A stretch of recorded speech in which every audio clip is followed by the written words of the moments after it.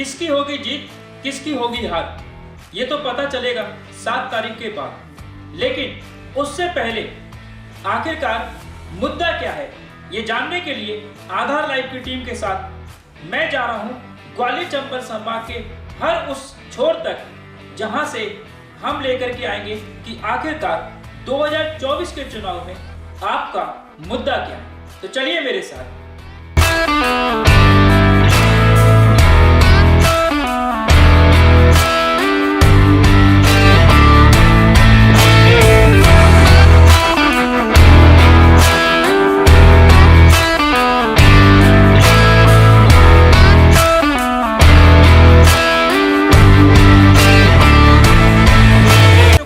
आधार live का रथ हर गली, हर मोहल्ले से लेकर गांव की चौपाल तक पहुंचेंगे हम जानने आखिरकार आपका मुद्दा क्या है। ग्वालियर चंबल संभाग की सियासत से आप सभी वाकिफ हैं।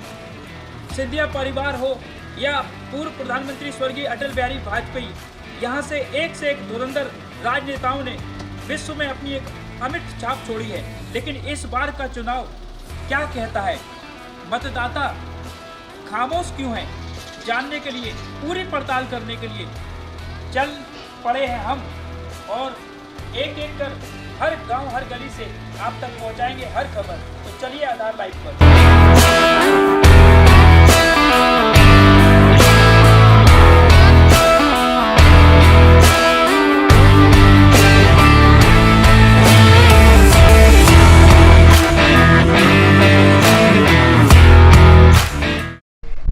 लोकसभा चुनाव 2024 में जैसा कि आपको सभी को पता है 7 तारीख को ग्वालियर में मतदान होने जा रहा है और ग्वालियर में जो 3 प्रत्याशी हैं, बहुजन समाज पार्टी, कांग्रेस और भारतीय जनता पार्टी, अपनी अपनी तरफ से सभी लोग जोर लगा रहे हैं। लेकिन ग्वालियर का मतदाता जो है वो खामोश है। 7 तारीख को क्या होगा ये तो 7 तारीख के बाद ही पता पड़ेगा। लेकिन मैं इस समय आया हूँ खुर्जे वाले मोहल्ले में, जहाँ पर एक बहुत ही प्रतिष्ठित दुकान है और इलेक्ट्रॉनिक की जो दुकान है ये, और अमित इलेक्ट्रिक के नाम से पूरे ग्वालियर में काफी फेमस है। काफी लोग यहाँ पर आते हैं। जो सामान आपको ग्वालियर में कहीं नहीं मिल पाता वो अमित इलेक्ट्रिक पर मिल जाता है। उसके ऑनर है अमित जी, अमित शर्मा जी, उनसे हम बात करेंगे। 7 तारीख को वोट डालने जाएंगे आप? हाँ जरूर जाएंगे जी। इस बार जब वोट डालने जाएंगे तो क्या आपका मुद्दा रहने वाला है, क्या सोच करके वोट डालेंगे? वोट जिसको भी डालेंगे, मैं ये नहीं जानना कि वोट किसको डालेंगे, पर क्या मुद्दा रहने वाला है आपका? मुद्दा तो क्या अपना विकास का रहेगा। विकास की जो काम अभी सरकार गिनाती है, क्या आपको लगता है कि सरकार जो विकास कर रही है वो सही दिशा में काम कर रही है? हाँ बिल्कुल सही कर रही है। अच्छा, हाँ। ग्वालियर को लेकर के जिस तरीके से ग्वालियर में चाहे एयरपोर्ट हो, चाहे नया बस स्टैंड हो, चाहे अभी नया हवाई अड्डा भी बना है और नया स्टेशन भी बनने जा रहा है, इसके अलावा एक रिंग रोड बनना है जो कि रायरू से लेकर के और आपके हनुमान बांध तक जाएगा। ये सारे काम जब हो जाएंगे तो आपको लगता है ग्वालियर का विकास काफी बढ़ जाएगा? बिल्कुल 100% बढ़ेगा। और दूसरी पार्टी में हमको तो कोई दिख ही नहीं रहा है कि कहीं तक कोई है। अच्छा, अभी आपको लग रहा है कि जो लाडली लक्ष्मी बहना योजना और भी बहुत सारी योजनाएं चल रही हैं वो जैसे विधानसभा में काम कर गई थी, इस बार भी काम करेंगी? वो अब इतना नहीं कह सकते हैं सबके ऊपर, लेकिन वो ज़रूरत नहीं है किसी योजनाओं की इसमें। आप अमित जी चूंकि व्यापारी हैं तो जो जीएसटी को लेकर के भी काफी कांग्रेस पार्टी ने हल्ला मचाया था, क्या आपको लग रहा है जीएसटी इस बार कोई मुद्दा रहेगा? नहीं नहीं, आप व्यापारियों ने जीएसटी को अपना लिया है? हाँ अपना लिया है, ये समझ सकते हैं आप, लेकिन प्रॉपर तरीके से जा रहा है तो किसी को कोई दिक्कत नहीं है। जीएसटी प्रॉपर चल रही है सब तरीके से, है ना, तो उसमें भी कोई समस्या नहीं है। सारे की कोई समस्या आपको ऐसी लगती है जिसको आपको ध्यान में रख करके आप वोट करेंगे? नहीं, वो तो सब पुरानी जो सिटी है उसके अंदर थोड़ी समस्याएं तो रहती हैं, पार्किंग वगैरह की, और जगह छोटी होती जा रही हैं। वो एक मुद्दा है हल्का सा, लेकिन वो सब क्या कर सकते हैं उसके लिए। अभी तीनों प्रत्याशियों में से कोई आपके पास आया है वोट मांगने के लिए? नहीं, अभी तो कोई नहीं आया है। जब आएगा तो उनसे कुछ आप अपनी तरफ से राय रखने वाले हैं क्या? अब जितना वो सुनेंगे उस हिसाब से देखा जाएगा। एक व्यापारी होने के नाते आपकी कोई पर्सनल कोई समस्या है क्या? नहीं नहीं नहीं नहीं, अपना तो बस सुचारू है ना, सरकारी तंत्र चलता रहे, वो अपने को अपने सुविधा। ग्वालियर में मैंने कुछ लोगों से बात की, खास करके व्यापारी से, उनका कहना है कि यातायात की काफी समस्या है। दुकानों के सामने और बाजारों में यातायात बहुत अव्यवस्थित है। क्या आपको लगता है कि यातायात व्यवस्था दुरुस्त होनी चाहिए? हाँ, यातायात व्यवस्था की थोड़ी सी दिक्कत तो है, लेकिन अब सिटी जो छोटी है, कंजस्टेड एरिया है, तो उसमें रहेगी। अब नई सिटी सेंटर में आप चले जाओ, वहाँ नहीं होती। दिन पर दिन गाड़ियाँ बढ़ती जा रही हैं, तो वो थोड़ी बहुत दिक्कत तो रहेगी। तो देखिए ये हैं अमित जी, और इनका कहना है कि मतलब व्यापारी वर्ग जो है वो वर्तमान सरकार जो है वो उसके काम से काफी खुश हैं और विकास के आधार पर वोट देने की बात अमित जी बोल रहे हैं। हमारे साथ में यहाँ पर कुछ लोग और हैं। भैया क्या नाम है आपका? अनिल कुमार। अनिल जी, वोट डालने जाएंगे? बिल्कुल जाएंगे सर, परिवार के साथ? परिवार के साथ। कोई मुद्दा रहने वाला है इस बार? नहीं, मुद्दा तो खैर सभी अच्छा चल रहा है, अच्छा, लेकिन फिर भी रोजगार का मुद्दा तो है।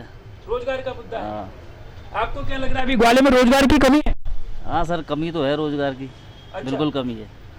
तो क्या है कि है ना, अभी एक प्रत्याशी कह रहे हैं कि मैं 1 लाख रोजगार ग्वालियर में दूंगा, क्या उसको देख करके आप वोट डालेंगे? अब रोजगार तो सर धीरे धीरे मिल ही जाएगा, लेकिन अभी प्रेजेंट में तो समस्या तो है रोजगार की। रोजगार की कुछ समस्या है, ऐसा कहना है अभी समाज का। एक हमारे साथ में यहाँ पर कोई व्यक्ति है जो कि कुछ सामान लेने आए हैं, पूछूंगा उनसे क्या नाम है आपका और कहाँ से आए हैं? हरिप्रसाद चौरसिया, चौरसिया जी, कहाँ से आए हैं? समाधिया कॉलोनी। ग्वालियर के रहने वाले हैं। क्या मुद्दा रहने वाला है इस बार 7 तारीख को जब वोट डालने जाएंगे, तो क्या सोच के वोट डालेंगे? बस देश का विकास, जैसे मोदी जी मतलब जो सरकार चल रही है उनको द्वारा चल रहा है, ऐसे ही विकास हो और अपने जो सिटी का भी साथ में विकास हो। जो वर्तमान में सरकार है उसके काम से कितने खुश हैं? मैं 100% संतुष्ट हूँ। राम मंदिर इस बार बन गया, क्या वो मुद्दा अब खत्म हो गया? पहले काफी उठाया जाता था, लेकिन इस बार तो खत्म हो गया। लेकिन आपको लगता है इस बार उसमें भी कुछ वोटिंग पड़ेगी उसके राम मंदिर के नाम पर? बिल्कुल बिल्कुल पड़ेगी वोटिंग, अंतर आएगा, क्योंकि जो सनातन धर्मी हैं वो सब खुश हैं, प्रसन्न हैं। सनातन धर्म के जो लोग हैं वो खुश हैं, प्रसन्न हैं। हमारे साथ में एक युवा और उनसे बात करेंगे। भैया क्या नाम है और कहाँ रहते हैं? हरीश कुशवाहा। अरे जी, आप यहाँ पे सामान लेने आए हैं अमित इलेक्ट्रिकल पे। आप बताइए थोड़ा सा, कहना कि इस बार 7 तारीख को वोट डालने जब जाएंगे तो क्या मुद्दा रहने वाला है, क्या सोच के वोट डालेंगे? बीजेपी सरकार को। बीजेपी सरकार को वोट डालेंगे। मोदी जी को? तो मोदी जी क्यों पसंद? मोदी जी इसलिए पसंद है क्योंकि हिंदू राष्ट्र। हिंदू राष्ट्र के नाम पर? जी। तो ऐसे तो ध्रुवीकरण हो जाएगा, मुसलमान लोग जो है वो कहेंगे कि की बात कुछ नहीं है भैया, क्या अपन को हिंदू राष्ट्र देखना, अपन हिंदू है तो हिंदू राष्ट्र समझ के अपन वोट डालेंगे मोदी जी को। तो देखिए इनका तो साफ साफ कहना है कि हिंदू राष्ट्र के नाम पे वोट डालेंगे। लेकिन हमारे साथ में कुछ और भी युवा हैं। भैया आप बताएंगे क्या नाम है आपका और कहाँ रहते हैं? कृष्णा चौरसिया में गुड़ीवाड़ा ना के रहता हूँ। तो इस बार 7 तारीख को वोट डालने जाएंगे? बिल्कुल जाएंगे, क्या मुद्दा रहने वाला है आपको? जो होगा बढ़िया ही होगा। मुद्दा तो समस्या वगैरह है ग्वालियर की आपको जो दिमाग में रहेगी? समस्या तो रोज आती है, रोज जाती है, जी। रोज रोड बनते हैं, रोज खुदते हैं। अच्छा, जो प्रत्याशी वादे कर रहे हैं आपको क्या लग रहा है, वो राजनीति की है कि वो होंगे, पूरे होंगे? सर ये कुछ नहीं कह सकते, क्योंकि अपन काम वाले आदमी हैं, उनका कुछ नहीं कह सकते, राजनीति है वो तो।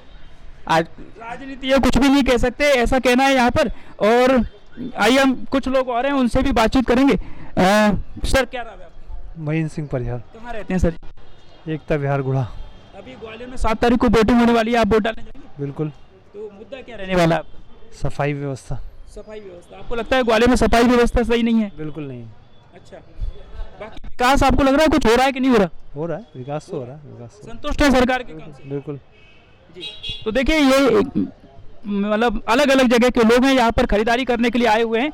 हम इनसे बात करेंगे और पूछेंगे कि आखिरकार इनके मुद्दे क्या हैं। कुछ लोग और हैं, हम इनसे बात करेंगे। भैया क्या नाम है आपका? जी, कहाँ रहते हैं आप? ये तोड़ीकोट में। इस बार 7 तारीख को वोट जब डालने जाएंगे तो क्या मुद्दा रहने वाला है आपका? मोदी। मोदी? हाँ। अच्छा, भैया आप क्या नाम है? पूरन सिंह कुशवाहा। कुशवाहा जी, थोड़ा सा इधर देख के बताइए हमारे कैमरे के सामने। कोई समस्या नजर नहीं आ रही आपको? काय की समस्या? कोई समस्या नजर नहीं आ रही। अच्छा, विकास हो रहा है ग्वालियर? बहुत हो रहा है। बहुत हो रहा है। 7 तारीख को पूरे परिवार के साथ जाएंगे वोट डालने? पूरे परिवार। भैया व्यापारियों की कुछ समस्या है क्या यहाँ खुर्द वाले मोहल्ले में? नहीं सर, कोई समस्या नहीं है, बढ़िया चल रहा है, सारे मुद्दे मोदी जी की कृपा से सब बढ़िया चल रहे हैं। क्या नाम है आपका? मेरा मनोज यादव। तो देखिए वे बहुत सारे लोग हैं जिनका ये कहना है कि सब कुछ अच्छा चल रहा है। और आइए हम कुछ और लोग हैं उनसे भी बात करेंगे। तो हम इस समय खुर्जे वाले मोहल्ले में, जहाँ पर मैं व्यापारियों से और यहाँ पर आए हुए लोगों से बातचीत कर रहा हूँ कि आखिरकार इस बार चुनाव में क्या मुद्दा रहने वाला है। हमारे साथ में एक चाय और जनरल स्टोर की दुकान चलाने वाले शख्स हैं, उनसे हम बात करेंगे। भैया क्या नाम है आपका? मेरा नाम आसिफ अली खान है। खान साहब आप बताएंगे कि इस बार 7 तारीख को जब वोट डालने जाएंगे तो क्या मुद्दा रहने वाला है आपका? महंगाई और बेरोजगारी। महंगाई और बेरोजगारी। आपको लगता है कि सरकार महंगाई कम नहीं कर पाई है? नहीं, किसी भी सूरत में नहीं हुई है कम, और बढ़ती चली जा रही है सर जी। बढ़ती चली जा रही है। अभी जो यहाँ पर जो प्रत्याशी हैं उनमें से कोई पसंद आ रहा है क्या आपको? प्रवीण पाठक जी। प्रवीण पाठक जी पसंद आ रहे हैं। वो एक तो पाठक जी अभी विधानसभा का चुनाव हार गए थे, लेकिन इस बार लग रहा है कि लोकसभा में उम्मीद तो है जीत सकते हैं आपका सपोर्ट, लेकिन प्रवीण पाठक जी के साथ में। तो मतलब आप मोदी जी की और बीजेपी की सरकार से खुश नहीं है, मैं मोदी जी से और उससे नहीं है, लेकिन प्रवीण जी अच्छे आदमी हैं, सबसे बड़ी। इसलिए आप वोट डालेंगे। अच्छा, अभी कोई प्रत्याशी आए हैं यहाँ पर आपसे वोट मांगने के लिए? तीनों में से कोई आया? नहीं नहीं, अभी तक कोई नहीं आया। कोई नहीं आया। आपकी चूंकि यहाँ पर चाय की दुकान है तो बहुत सारे लोग चाय वाय पीने आते होंगे, चर्चाएं होती होंगी, क्या लग रहा है किस तरह का माहौल चल रहा है? चाहे तो वैसे मोदी की सब तारीफ करते हैं मोदी जी की। अब उम्मीद तो है कि दोनों में से कौन जीतता है वो देखेंगे। आपको लगता है राजनीति में जिस तरीके से धर्म के नाम पर भी आजकल रेखाएं खिंच रही हैं वो नहीं होनी चाहिए? बिल्कुल नहीं होना चाहिए, पहले जैसा माहौल अब नहीं रह गया है। राजनीति की अलग चीज़ है और धर्म अलग चीज़ है। धर्म दिल की चीज़ है, राजनीति दिमाग की चीज़ है। देखिए, खान साहब का साफ साफ कहना है कि धर्म जो है वो दिल की चीज़ है और राजनीति जो है वो सत्ता की बातें हैं, उसको सत्ता तक रहनी चाहिए, धर्म को राजनीति में नहीं जोड़ना चाहिए। और यहाँ पर और भी बहुत सारे लोग हैं, हम उनसे बात करेंगे और उनसे पूछेंगे। आइए हमारे साथ में चलते हैं। और कुछ लोग हैं जो कि आसपास की दुकानों में काम भी करते हैं और अपनी खुद का व्यवसाय भी करते हैं। कुछ लोग हैं, उनसे बात करेंगे। क्या नाम है आपका और क्या करते हैं? आकाश प्रजापति ऐसे सीरीज का काम करते हैं। कैसे सीरीज का काम करते हैं? यस, कैसा चल रहा है काम? ठीक ठाक चल रहा है। ठीक ठाक चल रहा है। इस बार 7 तारीख को वोटिंग है, पता है आपको?